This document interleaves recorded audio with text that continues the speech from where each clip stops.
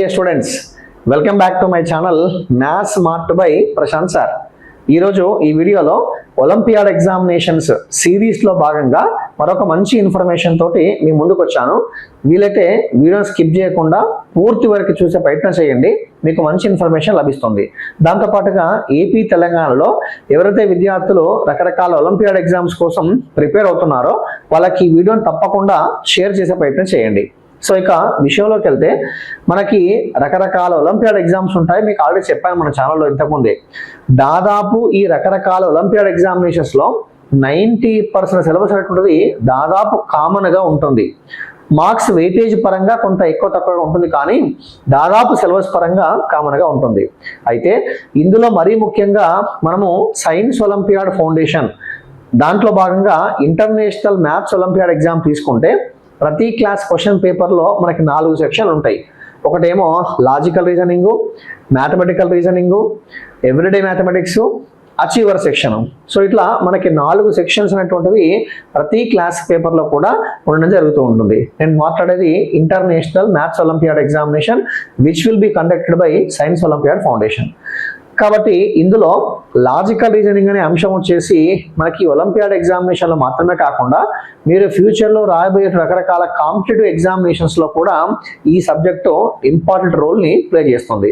కాబట్టి మీరు ఎస్ఓఎఫ్ ఒలింపియాడ్ అయినా ఇతర ఒలింపియాడ్ ఎగ్జామ్స్ అయినా లేదా మీరు మామూలుగా ఎటువంటి నవోదయ లాంటి ఎగ్జామ్స్ కావచ్చు, ఇంకా డిఫరెంట్ ఎగ్జామ్స్ కోసం కూడా ప్రిపేర్ అవుతున్నట్లయితే మీకు ఈ లాజికల్ రీజనింగ్ పార్ట్ అనేటువంటిది డెఫినెట్గా హెల్ప్ అవుతుంది. ఇది కూడా దాదాపుగా కామన్గా ఉంటుంది అన్ని ఎగ్జామ్స్లో కూడా, అన్ని క్లాసెస్ కూడా. కాబట్టి అసలు ఈ లాజికల్ రీజనింగ్లో భాగంగా ఉన్న అంశాలు ఏంటంటే ఒకసారి మనం క్షుణ్ణంగా చూసే ప్రయత్నం చేద్దాం.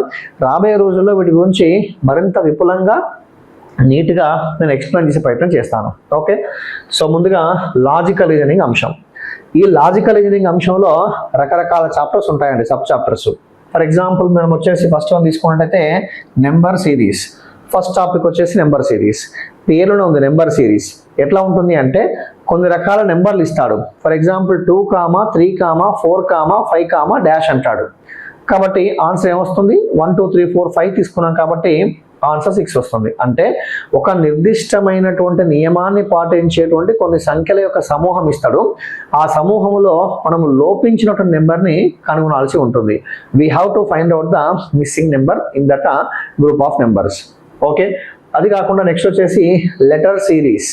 Letter series and coding decoding, letter series, coding decoding and analogy, odd man out. ఈ 4 చాప్టర్స్ సమ్వాట్ క్లోజర్. ఇవన్నీ దేని బేస్ చేసుకొని ఉంటాయంటే ఇంగ్లీష్ ఆల్ఫాబెట్ని బేస్ చేసుకొని ఉంటాయండి. We know already total we are having 26 English alphabets from A to Z. ఈ numbering పర్ఫెక్ట్గా వచ్చి ఉండాలి. రాబోయే రోజుల్లో నేర్పిస్తాం మన ఛానల్లో. ఆ నెంబరింగ్ గుర్తుపెట్టుకునే విధానం ఏంటి, వాటిని ఎలా నేర్చుకోవాలి, ఏ విధంగా నేర్చుకుంటే మనకు అది మర్చిపోకుండా లాంగ్ టర్మ్ లో మన మైండ్లో ఉంటుంది అనే అంశాలన్నీ కూడా మీకు చెప్తాను. జస్ట్ మీకు ఇంగ్లీష్ ఆల్ఫాబెట్ కనుక వచ్చినట్లయితే 1 to 26 లెటర్స్.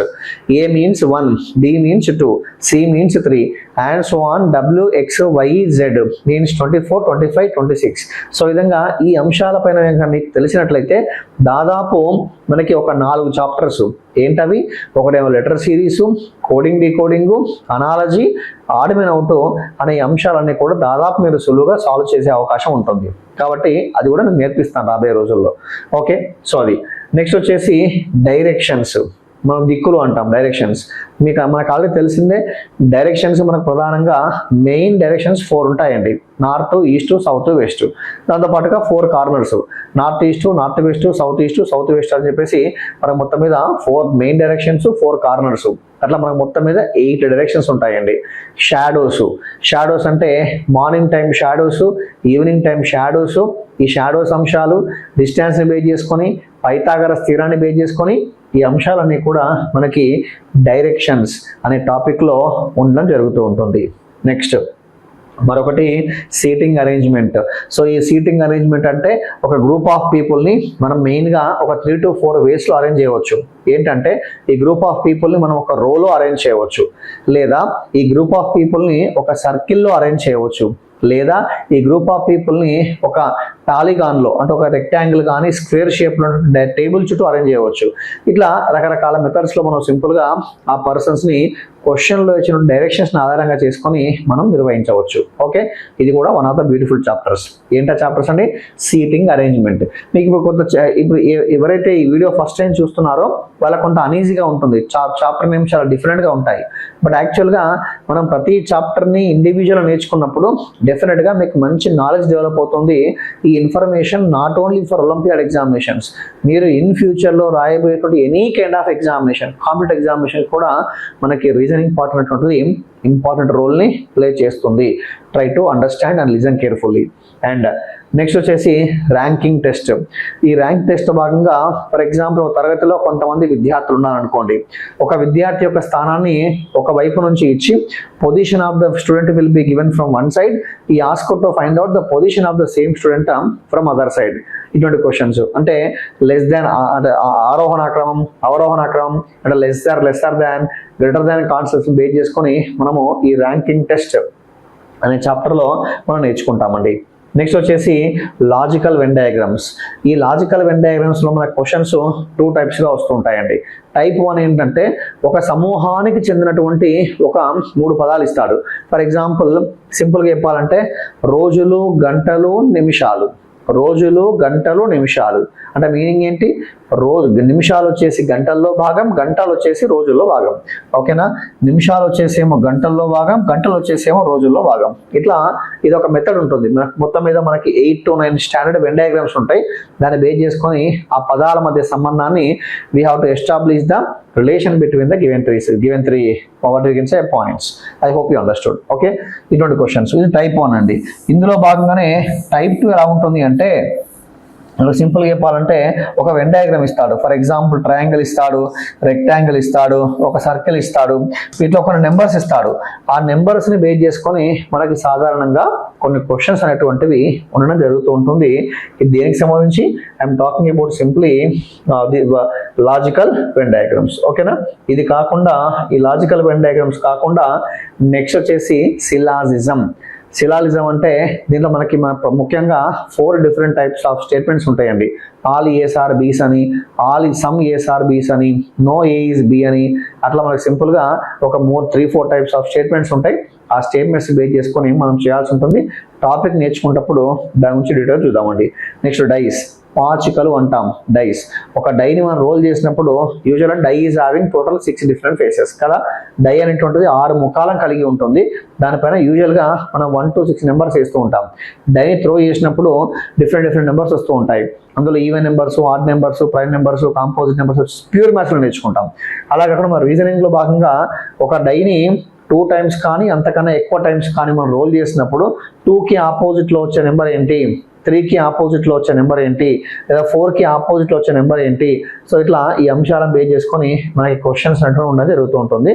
దీంట్లో ఒక 4 రూల్స్ ఉంటాయి. Rule 1, rule 2, rule 3, rule 4. ఈ 4 రూల్స్ మీకు తెలిస్తే డైస్ అనే చాప్టర్ని చాలా చిటికలో సింపుల్గా ఆన్సర్ చేసేయచ్చు. రాబోయే రోజుల్లో మీకు నేర్పిస్తాను అది కూడా ఎలా చేయాలో. Next water image, mirror image. మీకు తెలుసు already water image, mirror image. For example మనం మిర్రర్ ముందు నిలబడ్డాం అనుకోండి. If you are standing in front of the mirror, our left becomes right, right becomes left కదా. అలా కాకుండా వాటర్ ఇమేజ్, మనం ఒక వాటర్ పక్కన, ఒక పాండ్, ఒక కొల్లు పక్కన నిలబడ్డాం అనుకోండి, our top becomes bottom, bottom becomes top. ఈ అంశాలను బేస్ చేసుకొని మనం మిర్రర్ ఇమేజ్, వాటర్ ఇమేజ్ నేర్చుకుంటాం. అంటే మిర్రర్ ఇమేజ్లో left becomes right, right becomes left. Whereas water ఇమేజ్లో top becomes bottom, bottom becomes top. ఈ చిన్న అంశాన్ని బేస్ చేసుకొని we are going to solve the questions of what we can say mirror image and water image. Next వచ్చేసి counting figures. For example ఒక diagram ఇచ్చేసి అందులో find the number of squares, or find the number of triangles, or find the number of lines. ఓకేనా? So ఇట్లా మనల్ని questions యూజువల్గా ట్రయాంగిల్ని base చేసుకొని, దాంతోపాటుగా స్క్వేర్స్ని బేస్ చేసుకొని యూజువల్గా క్వశ్చన్స్ అనేటువంటి ఉండడం జరుగుతూ ఉంటుంది. కొన్ని స్టాండర్డ్ ఫిగర్స్ ఉంటాయండి, అవి నేర్చుకుంటే దాదాపు అన్ని రకాల క్వశ్చన్స్ని మీరు చేయగలరు. ఇది అంశం. తర్వాత మ్యాథమెటికల్ ఆపరేషన్స్. మనకు తెలుసు ఆల్రెడీ మ్యాథమెటిక్స్లో టోటల్ వీఆర్ హ్యావింగ్ 4 మెయిన్ ఆపరేషన్స్. ఏంటది? Plus, minus, into, divided by. సింపుల్గా చెప్పాలంటే మీకు any Olympiad examination you can't see the logical reasoning section without having mathematical operations question. అంటే మనకి ఇప్పుడు ఈ బాడ్ మాస్ అంటాం కదా, so you can't expect question paper without having the question from BODMAS rule. That is very very easy and important. దాని base కూడా మనకి question అనేది ఉండడం జరుగుతూ ఉంటుంది. మ్యాథమెటికల్ ఆపరేషన్స్ అంటాం దాన్ని. నెక్స్ట్ వచ్చేసి క్లాక్స్, క్యాలెండర్. క్లాక్స్ ఒక చాప్టర్, క్యాలెండర్ ఒక చాప్టర్. ఫర్ ఎగ్జాంపుల్ క్లాక్లో మనకి డిఫరెంట్ హ్యాండ్స్ రొటేట్ అవుతూ ఉన్నప్పుడు వాటి మధ్య when they are opposite, when they are coincide and when they are perpendicular and finding the angle between two hands of clock. Okay, I hope you understood. అంటే గడియారంలో మనకు ఆ ముళ్ళు రొటేట్ అవుతూ ఉన్నప్పుడు ఎప్పుడు ఆపోజిట్గా ఉంటాయి, ఎప్పుడు కోయిన్సైడ్ అవుతాయి, ఎప్పుడు పర్పెండిక్యులర్గా ఉంటాయి, ఆ యాంగిల్స్ మనం ఒక టైం ఇచ్చినప్పుడు find the angle between the hours hand and minutes hand. So ఇట్లా ఈ అంశాలను బేస్ చేసుకొని మనకి క్లాక్స్ అనే చాప్టర్ నుంచి ఉండడం జరుగుతూ ఉంటుంది. Next calendar. ఒక డేట్ ఇస్తే డే ఫైండ్ చేయడం, లేదా ఇయర్ని పోలిన ఇయర్ని ఫైండ్ చేయడం, లేదా మంత్ని పోలిన మంత్ని ఫైండ్ చేయడం. ఈ క్యాలెండర్ నుంచి కూడా మనకి ఎవ్రీడే మ్యాథమెటిక్స్లో ఉపయోగపడేటువంటి మంచి కాన్సెప్ట్ క్లాక్స్ అండ్ క్యాలెండర్స్. రాబోయే రోజుల్లో ఈ క్లాక్స్ మరియు క్యాలెండర్స్ బేస్ చేసుకుని కూడా మీకు మంచి ఇన్ఫర్మేషన్ ఇచ్చే ప్రయత్నం చేస్తాను. ఓకే, తర్వాత పేపర్ కటింగ్. యాక్చువల్గా మనకి dice, water image, mirror image, counting figures, embedded figures, paper cutting and paper folding. మనకి 4-5 చాప్టర్స్ కమ్స్ అంటారు నాన్ వర్బల్ రీజనింగ్ అండి. మనకి రీజనింగ్ 2 టైప్స్ ఉంటుంది. ఒకటేమో వర్బల్ రీజనింగ్, ఇంకొకటేమో నాన్ వర్బల్ రీజనింగ్. ఓకేనా? సో మనకి నాన్ వర్బల్ రీజనింగ్ లో భాగంగా paper cutting, folding, embedded figures, water image, mirror image, counting figures, dice, ఈ అంశాలు యూజువల్గా మనకి దాంట్లోకి రావడం జరుగుతూ ఉంటుంది.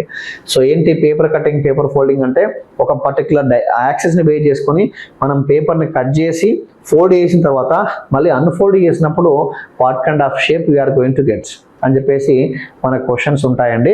కొన్ని లాజిక్స్ని బేస్ చేసుకొని ఆ క్వశ్చన్స్ మనం చేస్తూ ఉంటాం. Embedded figures. ఎంబెడెడ్ ఫిగర్ అంటే ఒక పర్టికులర్ డయాగ్రామ్లో కొంత పార్ట్ను రిమూవ్ చేసినప్పుడు మళ్ళీ which part is suitable to insert that's. అంటే మనకి ఫర్ ఎగ్జాంపుల్ ఒక డయాగ్రామ్ ఉంది, ఆ డయాగ్రామ్లో కొంత పార్ట్ రిమూవ్ చేశాను, మనకి ABCD ఆప్షన్లు ఇస్తాడు. ఆ ఆప్షన్లో మనం ఏ ఆప్షన్ చూజ్ చేసుకుంటే that fits that given diagram అని చెప్పేసి దాని అంటాం. దట్ ఈస్ ఎంబెడెడ్ ఫిగర్స్ అంటాం. Next missing numbers. Missing numbers అంటే ఒక టేబుల్ ఇస్తాడు, ఆ టేబుల్ ఇచ్చేసి అందులో it is having certain properties, certain rules. So ఒక నెంబర్ ఇస్తాడు, ఒక మిస్ అయిన నెంబర్ ఇస్తాడు, క్వశ్చన్ మార్క్ ప్లేస్ ఇస్తాడు. ఈ ask to find out that missing number. Okay, సరే ఇప్పుడు ఈ ఒకటే వీడియోలో మొత్తం సబ్జెక్ట్ మొత్తాన్ని నేను ముందుంచలేను.